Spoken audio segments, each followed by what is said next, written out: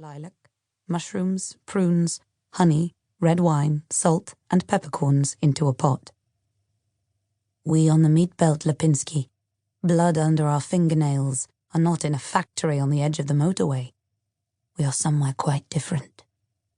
We are decorating our bedrooms, cleaning the house, making up conversations that will probably never be spoken, on a mountain, writing a book, trying out a new mascara, making plans for children or for the future, which is one day, at most 1 week, ahead.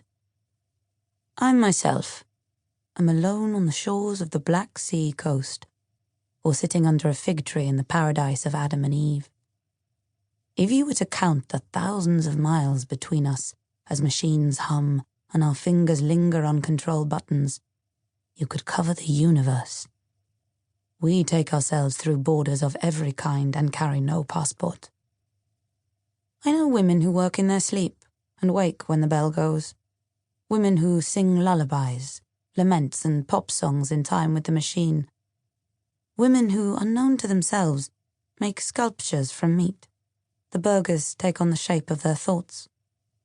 I have seen great pyramids of thought sail across stainless steel into another life.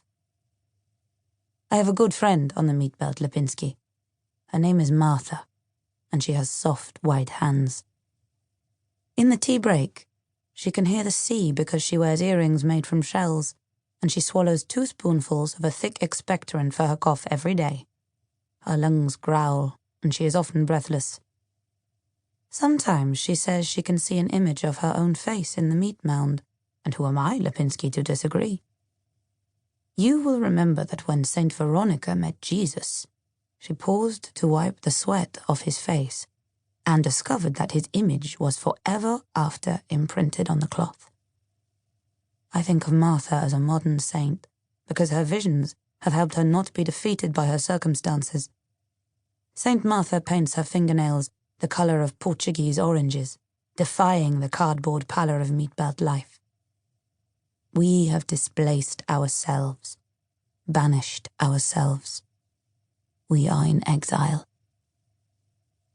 The sulphurous light of the city glows on the poet's fingertips. She has carried sacks of tea on her head through plantations of hazelnut and tobacco in the burning late-morning sun. At 5, she sold gum and matches in eastern villages.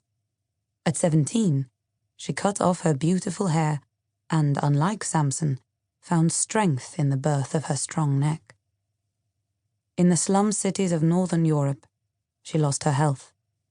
Coffee cups in greasy cafes offered her dark and difficult visions. And then she lost her mind. She lost herself in the architectural, rational, cultural, political, anatomical structures of northern European cities and began to vibrate with confusion and pain. She turned inwards and lay in the damp crease of her pillow for 28 days and nights.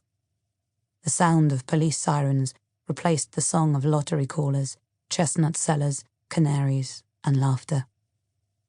In her dreams she became a stone, eroded and reshaped by the tides. On the telephone she tried to talk to her mother, but found she no longer had a language they both understood.